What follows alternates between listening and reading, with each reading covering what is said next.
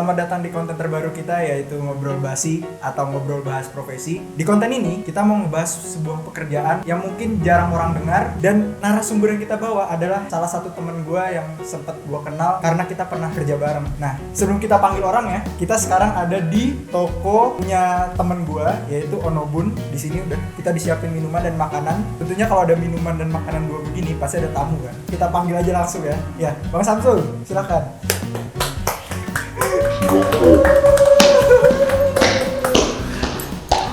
Ya, kenalan teman-teman, ini adalah Bang Samsul. Gue sempat kenal dia karena sempat satu pekerjaan dulu ya. Dan gue notice dia karena kita sama-sama suka denim waktu itu. Dan denim dia ini bagus waktu itu fade-nya. Jadi gue kayak notice, anjir denimnya bagus. Akhirnya gue ajak kenalan, ternyata kita sama-sama suka denim. Kenalin diri dulu Mas. Oke, halo teman-teman, nama saya Samsul Rois, sama kayak Dema, kerjanya di salah satu bengkel pesawat di Indonesia. Yang lumayan terkenal ya. Lumayan. Orang yang tahu lah. Ya, orang tahu ya. Dengar-dengar lu tuh punya pekerjaan sampingan gitu kan? Yang berhubungan dengan air lah. Mungkin kan orang-orang sering nih, gue kalau nanya ke orang, lu tahu nggak sih kerjaan ini? Mereka suka, kerjaan apa? Yang maksudnya yang pakai oksigen gitu? Bukan, ini beda, ini nggak pakai oksigen. Itu kayak menembus limit nafas lu gitu. Iya, ya kan? betul. Apa tuh pekerjaannya kalau lu? Oke, jadi selain gue di salah satu bengkel di Indonesia, gue juga sebagai salah satu instruktur freediving di Indonesia. Freediving. Iya, freediving Indonesia itu freediving itu selam bebas. Selam bebas. Jadi olahraga yang mengandalkan satu nafas atau mengandalkan Satu tarikan tarikan nafas. Tapi bener-bener kayak lu renang, maksudnya itu kan di laut gitu ya. Kayak lu renang gitu emang cuman kacamata doang atau emang ada alat nafas yang ngebantu juga? Kalau di atas, kalau alatnya sendiri itu yang pendukung itu masker, terus ada namanya snorkel Snorkel ya? sama fin. Jadi kalau misalkan kita di atas, kita ngandelin cuma dari snorkel, ataupun kalau misalkan nggak capek, biar nggak capek, ataupun kalau misalkan nggak punya snorkel ya di atas air aja kita tarikan nafasnya, satu tarikan nafasnya di atas air. Jadi ngambil udaranya di atas air. Buat latihan itu kan perlu ngelatih nafas yang cukup lama gitu kan. Dan orang-orang tuh nggak tahu emang seberapa mampu sih manusia itu untuk menahan nafas mereka di laut. Kayak lu kan, gue sering lihat kayak dia tuh suka kayak upload IG gitu abis ngedive, terus pamer jamnya. Mana jam lu lihat? Nah ini jamnya. Suka kayak upload, gue nih abis ngedive, kayak ngasih tau, gue nih abis ngedive nih 40 meter cuy, dia kayak gitu. Kayak ngasih tau 30 meter, 20 meter, anjir. Itu kira-kira butuh berapa lama sih buat ngedive sedalam itu? Kalau 40 meter sih paling cuma 1 menit 30 paling lama, itu juga udah lama. Itu sampai bawah naik lagi? Iya, sampai bawah, dari atas ke bawah terus naik itu 1 menit 30. Lu bisa 1 menit? Bisa. Nahan bisa. nafas? Nahan nafas, bisa. Kalau misalkan kita nggak gerak, gue bisa sampai 4 menitan. 4 menit? Iya. Kalau gue cuma diam terus gue tahan nafas di air, gue bisa 4 menit. Tapi emang paru-paru manusia itu sanggup ya? Iya, kalau di freediving itu kan banyak banget keuntungannya. Salah satunya nafas kita jadi panjang, terus keberanian kita jadi tambah, terus relaksasi dalam tubuh juga makin enak. Jadi olahraga freediving itu benar-benar mengandalkan apa yang ada di dalam tubuh kita. Apa yang Tuhan kasih, itu yang kita gunakan. Kalau freediving ya, kalau maksudnya selam bebas ini, itu yang aku pahamin sekarang sampai jadi instruktur itu. Kayak gitu. Tapi kalau lu nyelam itu lu kan nahan nafas. Itu lu latihan berapa lama sih? Kalau untuk latihan sih cerita dari awal ya. Jadi gue dulu kenal freediving ini di 2016. 2016. Itu gara-gara gue masuk ke salah satu komunitas kamera action cam di Tangerang, namanya Ya kayak Bipro. Oh, Kalau dulu kan belum ada GoPro. GoPro tuh masih kelas atas kamera-kamera ya. yang mahal. Iya. Jadi gue kenalnya sama Bipro dulu. Bipro dulu yang Kita mah apa tuh, ya kan?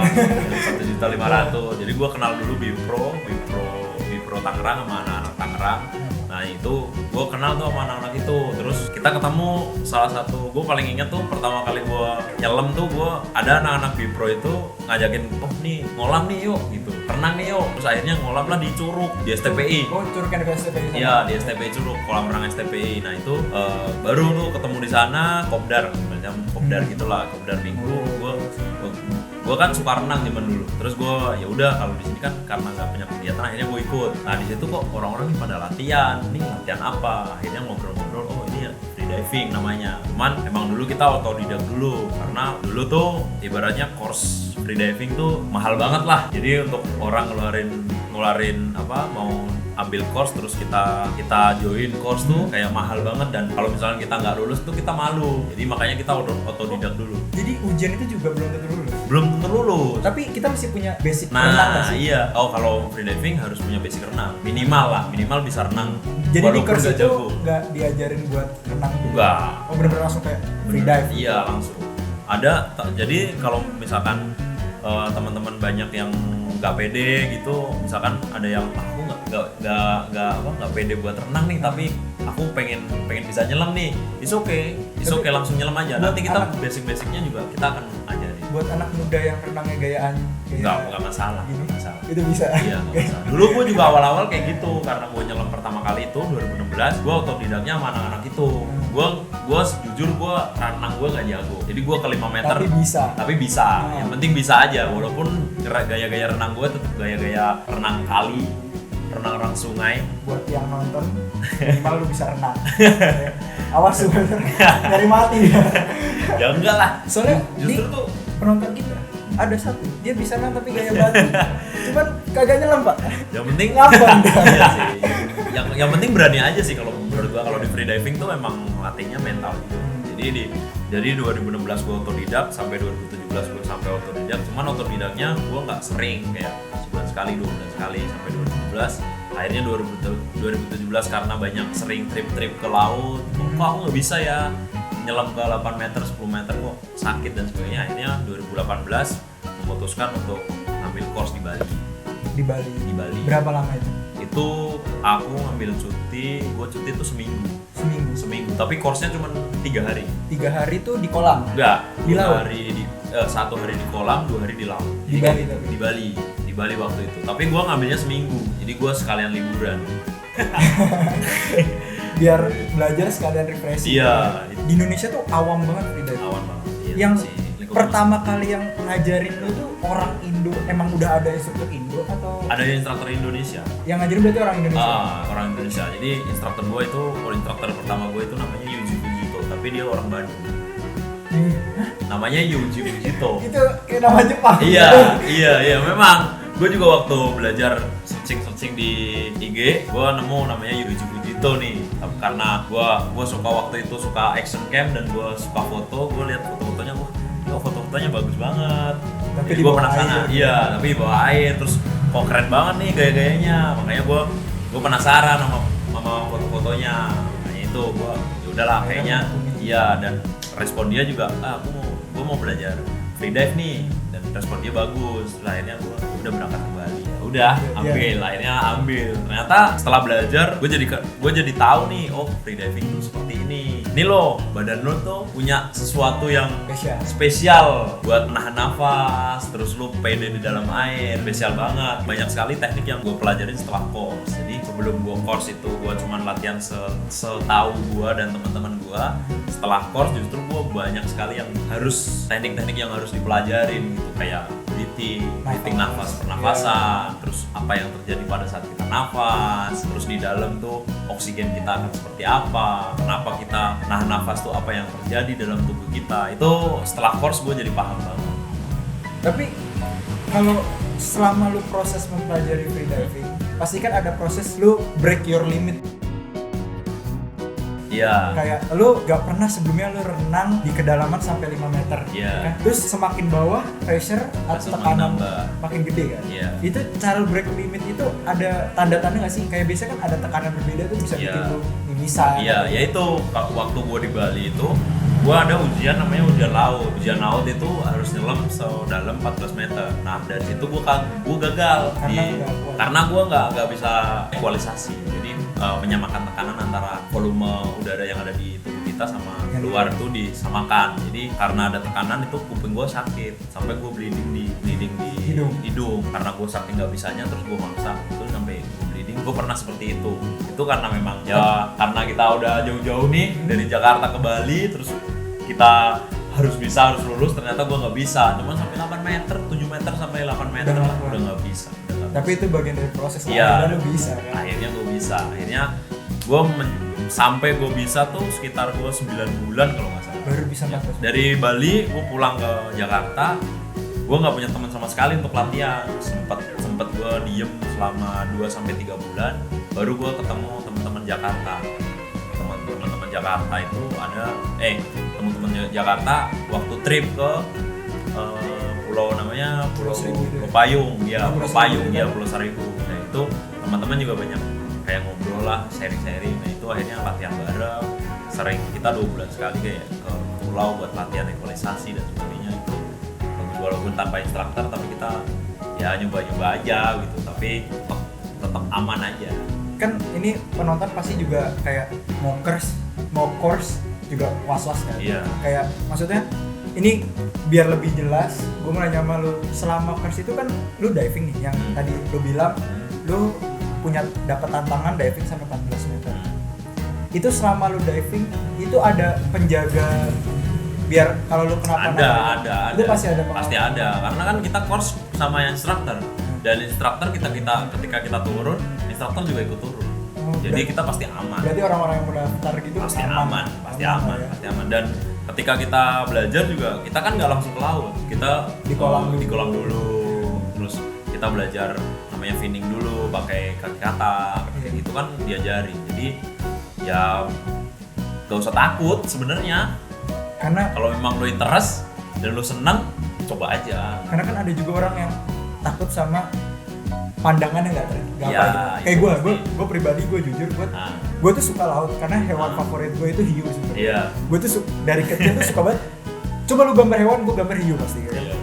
Nah, gue tuh pengen ketemu hiu, tapi gue tuh takut sama sesuatu yang nggak ada ujungnya. Jadi kayak kalau lu nyebur laut kan kayak makin kesana makin gelap kan.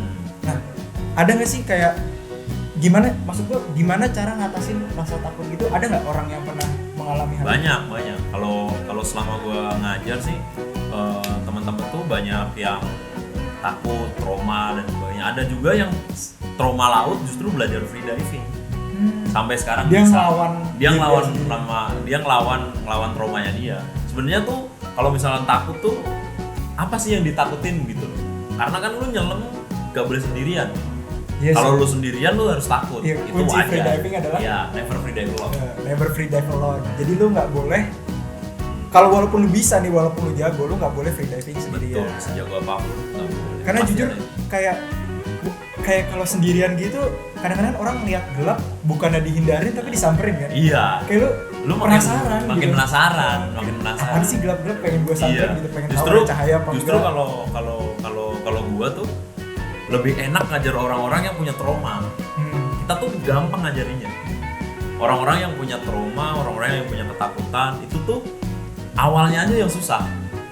Tapi berjalannya waktu, kita kasih motivasi, kita kasih kepercayaan diri. Itu sebuah kepuasan buat diri gue sendiri. Ketika dia udah jago, berani. Ada juga dulu ada teman-teman yang dia tuh trauma tenggelam. Iya, dia tuh pernah tenggelam. Tapi dia nggak bisa renang. Emang nggak bisa renang. Memang nggak bisa renang. Dia pernah punya trauma tenggelam di laut sewaktu apa gitu. Nah itu tuh kayak ada yang narik. Nah dia belajar free diving untuk melawan itu sampai akhirnya lama. Memang untuk proses belajarnya emang pelan. Beda dengan orang-orang yang sudah excited dengan air laut. Aku pengen belajar ini, beda. Memang harus teknik pembelajarannya juga harus pelan-pelan. Jadi ketika dia udah bisa kayak wah lu sekarang udah ini ya, udah enak gitu loh, lu udah ngelawan rasa takut lu. Jujur gue dulu pertama kali belajar terus kalau gue ke laut itu yang gue takutin ada sama kayak lu, kok laut gak ada ujungnya. Sama kayak lu, kayak ngeliat ujung anjir kok lama banget begitu loh. Lama banget. Karena gue tuh sebenarnya gue nyampe. Gue bisa renang gaya bebas, gaya kata gue bisa. Cuman ketika dulu gue pernah cerita masa kecil gue, waktu itu gue pernah ke Bali sama saudara-saudara gue. Gue disuruh snorkeling, Mbak. Jadi kan ada paket tuh kan, paket liburan kan, snorkeling. Semuanya kayak parasailing, semuanya udah ke banana boat. Gue naikin. Ketika udah snorkeling, udah excited gue, masih sampai tengah laut. Gue jiper, Pak. Gue diem. Anjing. Gue gak mau, Pak. Padahal lu alihin aja, lu lihat karang-karang yang bisa lu lihat, terus bisa seperti itu. Akhirnya gue gak nyelam, Pak. Nah itu salah satu teknik yang gue pakai tuh ketika ada orang-orang yang trauma. Jadi gue nggak, Lu alihkan penglihatan. gue alihin, nggak gue suruh training terus, tapi gue suruh, ayo gue turun dulu, terus lu nyamperin gue gitu. Untung gue selalu bawa kamera. Iya. Jadi bisa kayak terus sini kita foto iya, gitu kan. Iya. gue selalu bawa kamera. Setiap gue ngajar gue pasti bawa kamera. Gue nggak pernah meninggalkan kamera gue. By the way, hasil foto dia bagus-bagus loh. Lu bisa cek langsung ke IG-nya dia. Mungkin nanti kita taruh di description atau enggak ada box di bawah sini. Apa IG lu? Samsul Rois. Bisa lu cek sini. Nah, lu kan tadi sempet nyinggung kalau lu sekarang ngajar. Lu berarti sekarang instruktur dong. Nah, tadi udah Iya, bilang, sekarang instruktur sekarang. Proses lu pertama course nih. Jadi dari orang biasa. Jadi lu belajar bisa freedive. Itu butuh berapa tahun? 1 tahun. Yang tadi lu ceritain itu kan? Yang sampai gua dapat bener-bener level Iya, 1 gua lulus. Yang 14 meter. Iya. Nah, buat jadi instruktur itu butuh waktu berapa lama sehingga lu bisa jadi instruktur kayak sekarang? Tergantung orangnya sih. Kalau lu Tergantung pribadi? orangnya. Kalau gua pribadi, gua jadi instruktur. Gua lulus level 1 course itu di 2019 awal Januari. 2019. Terus gua jadi instruktur freediving itu 2020 awal Januari juga. Berarti setahun juga. Berarti 1 tahun. Cuman gue prosesnya terhitung cepat juga. Maksudnya gue tuh lulus level 1 tuh bukan cuma bisa 14 meter, gue bisa 24 meter. 24 meter. Pas lu jadi instruktur itu. Enggak, maksudnya lulus level 1. Oh, lu lulus level. Uji. Emang ada berapa level dia? Ada 4 level. Level 1 Sebelum jadi instruktur? Iya. Sebelum jadi instruktur ada 3 level. Oke. Level 1, terus level 2 itu advanced freediver, terus level 3 itu master freediver, assistant instructor atau assistant instructor baru instructor. Jadi ada 4. 4 course yang Ada harus lu 4. ambil. Iya, kalau misalkan mau jadi instructor. Taruh dulu. Sabar deh, minum dulu lah. Kecil dulu ya guys sih.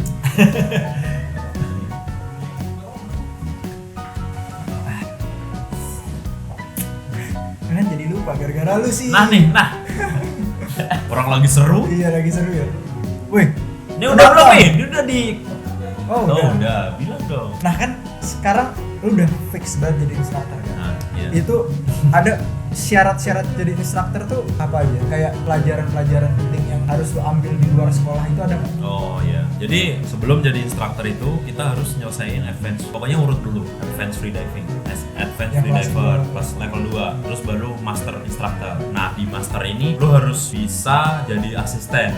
Jadi asisten instruktur itu ketika instruktur lu ngajar, lu harus preparing semua apa yang dibutuhkan. Oh, equipment. Equipment semuanya, equipment, materi, terus ruang belajar itu lo harus bisa set up gitu. Terus lo harus bisa mengakomodir murid-murid yang akan training. Misalkan nih instruktur lo akan ngajar jam 8. Oh ya udah berarti instruktur harus datang sebelum jam 8. Kita harus kasih tahu instruktur. Terus kita harus nyiapin nih, oh nih registrasi udah. Oh ini buku. Oh ini nanti murid tuh punya masker atau enggak kita sediakan. Terus sewaktu di laut kita harus bisa set up gak alat-alatnya banyak kayak buoy buat training. Buoy itu buat training Oh, yang kayak yang bahan ada talinya. ada tali ke bawah. Nah itu namanya buoy, itu buat training. Kita harus bisa set up itu semua. Terus kita harus bisa akomodir teman-teman yang akan training. Oh ini buoy siapa, oh ini siapa. Kita harus bisa ngatur. Selain instruktur itu nanti diajari di master, itu baru nanti instruktur. Nah di instruktur lo harus bisa syaratnya dari instruktur lo harus bisa seperti itu. Lo harus bisa set up dan sebagainya. Terus lo harus bisa ngajarin level 1 sama level 2. Lo harus bisa teorinya, lo harus paham teorinya, lo harus bisa ngajar level 2, lo harus menjelasin level 2 kayak gitu. Itu lu Nah, harus hafalin materinya semua dong. bukan ngapalin sih, yang penting paham aja. Ada beberapa materi yang harus kayak pernapasan, itu kan di luar kepala. Pernapasan kan itu basic banget, harus dikuasain pada saat kita jadi sebelum jadi instruktur. Iya. Oh tadi ini seperti ini, oh ini pernapasan ini.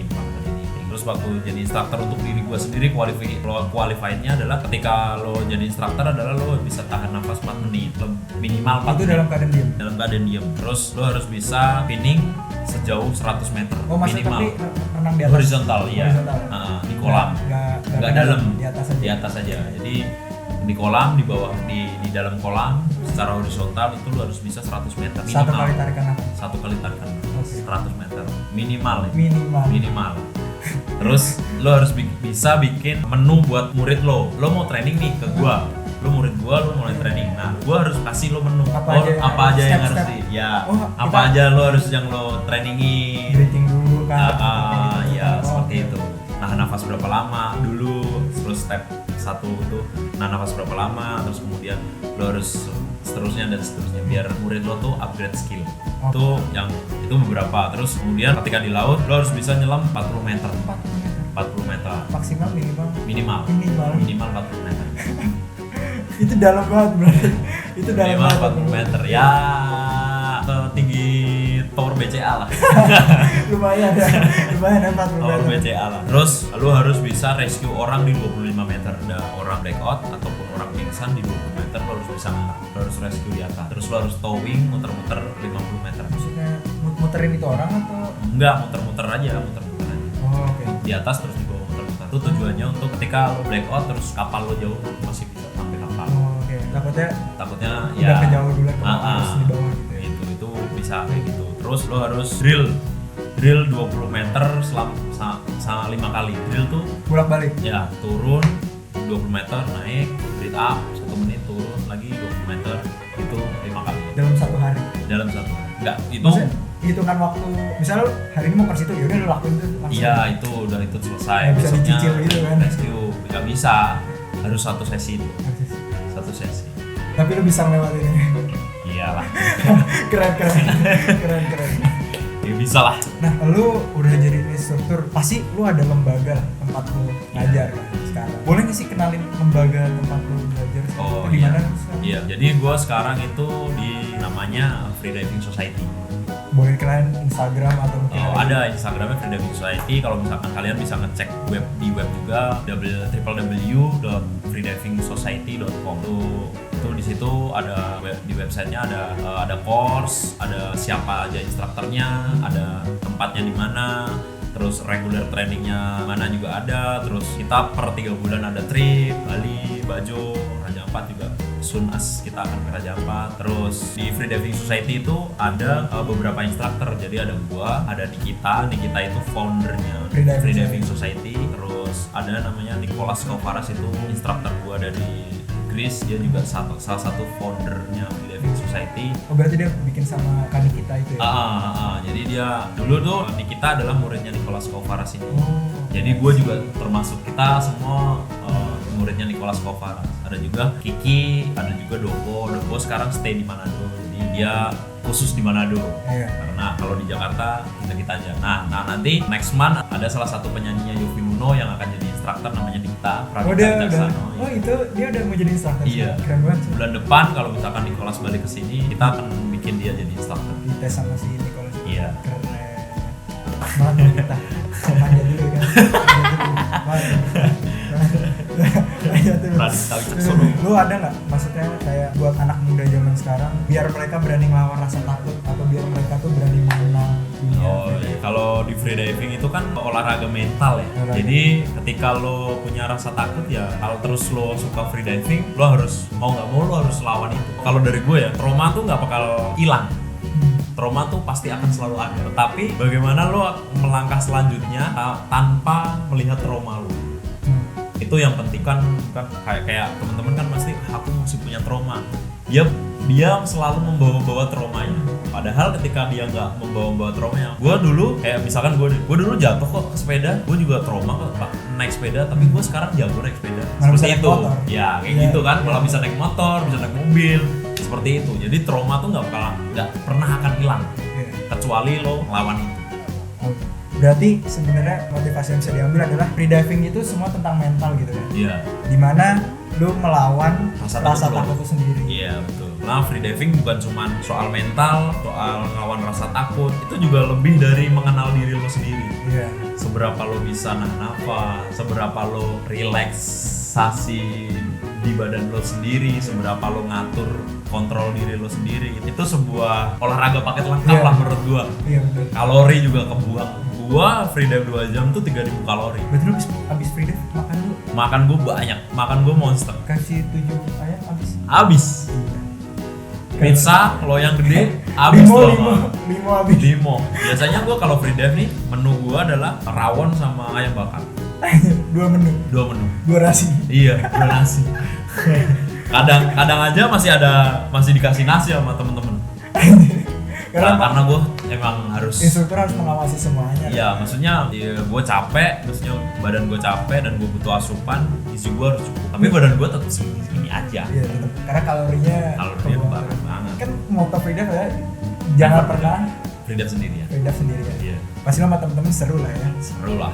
Ada gak sih pengalaman unik atau maksud lu kayak aneh, lucu? Menurut lu tuh kayak unik banget gitu selama lu free dive? Ada nggak? Ada nggak? Apa ya? Paling teman-teman Atau tuh, yang istimewa kayak anjir, akhirnya gue bisa achievement lu kayak akhirnya gue bisa nemuin momen ini. apa Pasti ya? lulus jadi instruktur gitu. Ya, itu achievement. Cuman sewaktu pertama kali gue bangga dengan diri gue sendiri tuh ketika gue turun, terus gue nemu mamalia, maksudnya hewan-hewan laut gitu. Kayak gue turun nih, kayak gue kemarin di Menjangan tuh gue nggak tahu nih, ibaratnya tuh gelap banget, di bawah gelap, kayak sekitar visibility tuh paling cuma 15 meter dan setelah itu udah gelap lah. Terus gue kayak ngelihat ada kayak sampah melayang-layang dan gue penasaran, terus gue turun ternyata ada eagle ray itu salah satu apa namanya ikan pari ya. Ikan pari tapi bentuknya beda. Eagle ray 2 lagi jalan, terus gue diam, terus dia ngelewatin. Itu kayak pengalaman tersendiri, itu salah satu. Terus ada juga waktu yang paling berkesan adalah gue 5 meter di depannya lumba-lumba. 5 meter. Dan itu di Pulau Seribu.